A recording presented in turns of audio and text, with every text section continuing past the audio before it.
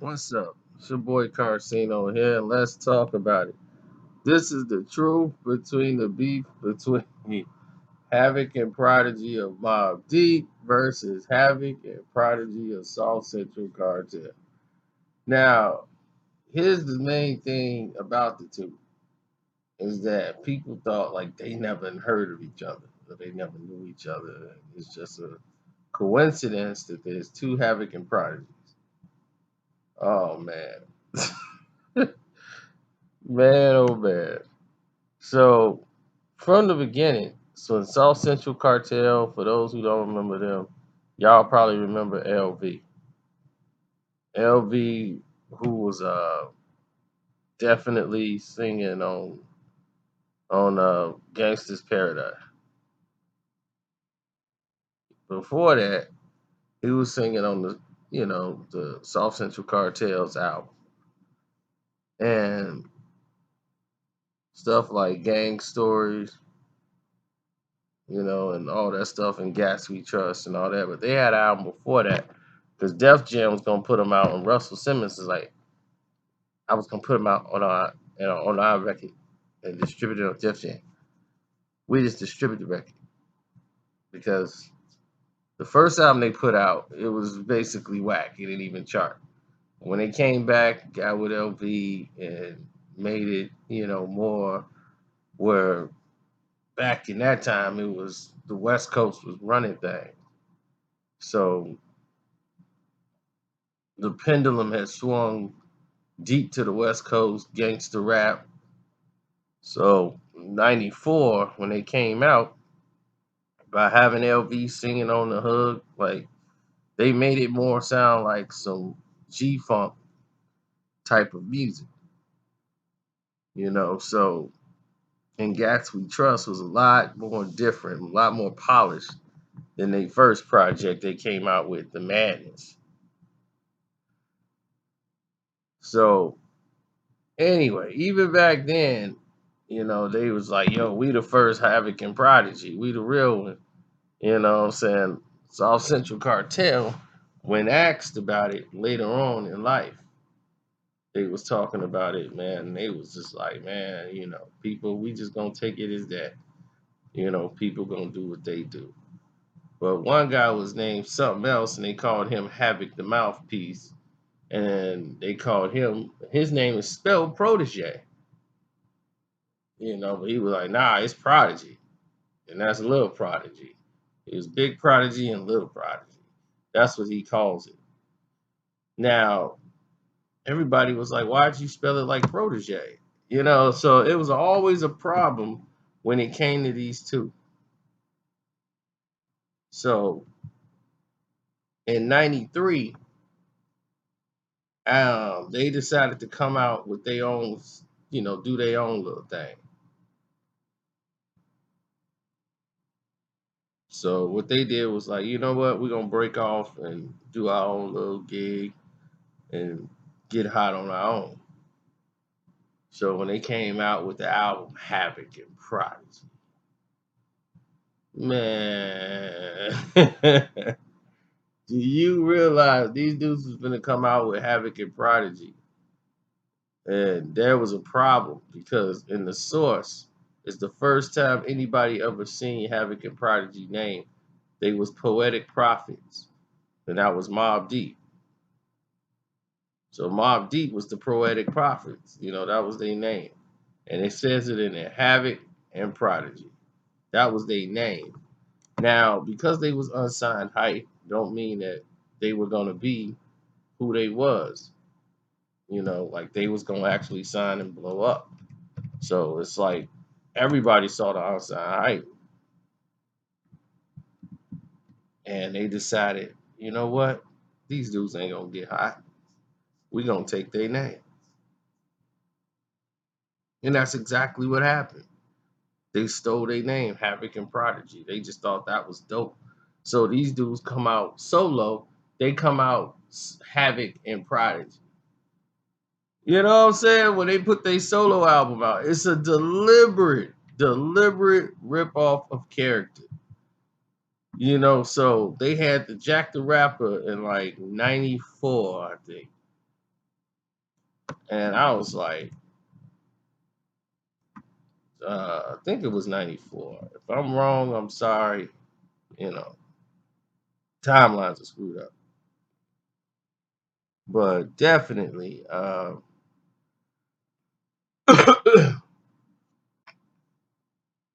it was probably 93, to be honest.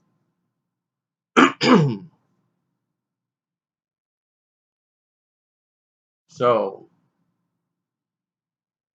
it was like probably 93 going into 94. Jack the Rapper.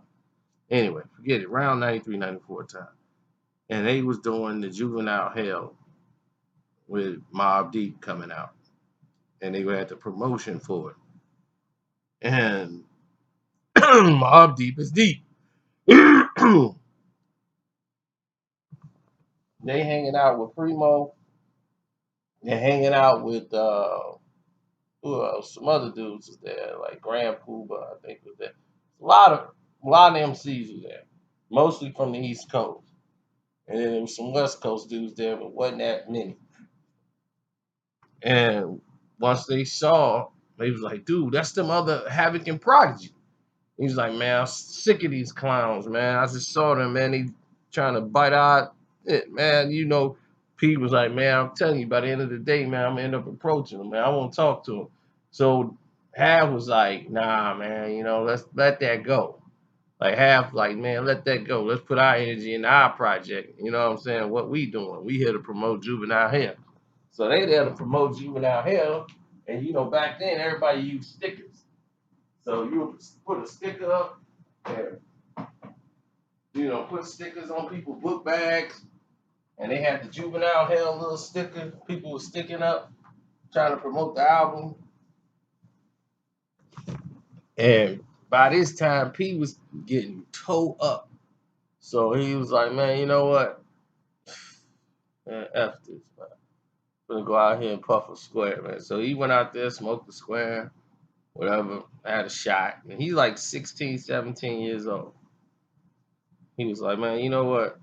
Screw it, man. It's gonna be what it's gonna be. I gotta approach these dudes, man." So Half was like, "Man, look, I gotta go with him." You know what I'm saying? Cause dude might, P might still off on one of these dudes, man, cause a wave. So he's telling him, "Look, I'm gonna go with you. Don't hit nobody, man. You can say what you want to say, just get it out."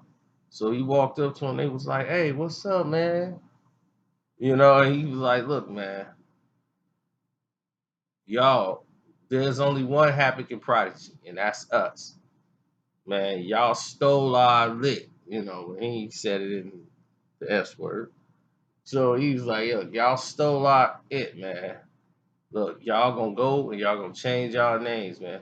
He was like, "Man, look, West Coast Havoc and Prodigy." Was like, "No, man, ain't no beef, man. No, we ain't got nothing but love for anybody on the East Coast. Look, man, y'all the East Coast Havoc and Prodigy. We the West Coast Havoc and Prodigy. That's all it is." Man, F that. What kind of nonsense you talking, man? I should just smack you right now.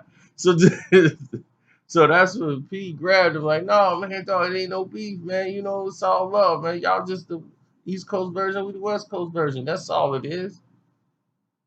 So he was like, "Nah, man, y'all stole that from us. Y'all know y'all saw that in the unsigned hype. Y'all know y'all saw that, and y'all wanted to bite it off us." It was, "Nah, man. My name was always Prodigy, and my man's name was always Havoc." He's like, "Man, it just happened to be that way." So let's just say people wasn't too happy when this whole thing broke out and went down.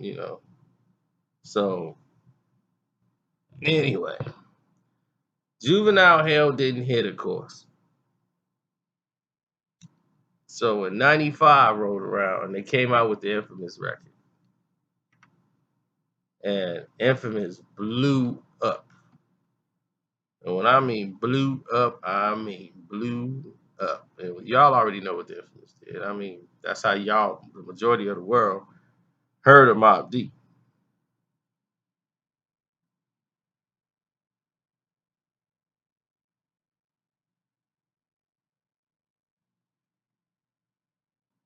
So and now that you guys heard of the situation with that, and they came with a record called Kicking Game after they first were living on the crime wave. They came out with another album called Kicking Game, and they made it to like they made it a little bit on the charts and all that. And but at this point, it was clear they weren't the same no more. You know, Havoc and Prodigy. It's like they was alright for West Coast rap. They was decent. They had some songs that was doing alright. But Kicking Game was the only one they had to really do something at that time. So when the South Central Cartel was out, they was like, man, we've been doing this since we were with South Central Cartel, man. And big old LV was with them, you know. So, and LV was cool with Mobb Deep, like Havoc and Prodigy, Mobb Deep. So he was cool with them. So he was letting it be known, like, man, they name was, he was even saying it, like, man, they decided to call themselves Havoc and Prodigy. And he's like, I was thinking something was crazy about that. But he was like, man, it ain't nothing but love, man. Nobody really even don't care. So P wasn't trying to hear. So P was finna diss them all on the Infamous records. And he was like, man, we was dropping little Jews about them on the Infamous record. But by the time we did Infamous, he was like, man, them dudes is clowns. Them dudes ain't gonna make it. So they kept going though for like 4, 5 years. Still being Havoc and Prodigy. And they just never could really blow up all the way. They just always kept coming out with basically the same sounding song over and over again. And they never could have that really commercial hit to put them over the top. But everybody say to this day, Kicking Game was the best one they ever had. That Charge It to a B, they love that song. And they was like, man, I love that. So, not to diss them, I mean, they did what they did, you know, and they won't live up to it ever. But that's all it was. They ended up fading out of existence, basically, like as far as the mainstream. So Prodigy had never seen them. Like they never had no conflict running into each other because they always had like mutual friends or somebody there, like LV or some other cats, be like, chill. Well, Mobb Deep ended up blowing up, so they didn't care nothing about having a Prodigy no more. So they didn't get no like crossover promotion from that. Like people knew that that wasn't Havoc and Prodigy. So the gimmick didn't work. And Mobb Deep became what they became, and Havoc and Prodigy became what they became. You know, Mobb Deep's just better MCs. Let's just put it that way. So don't forget to follow the playlist, The Truth Behind Hip Hop Beefs. It's up there on the board. Watch them all.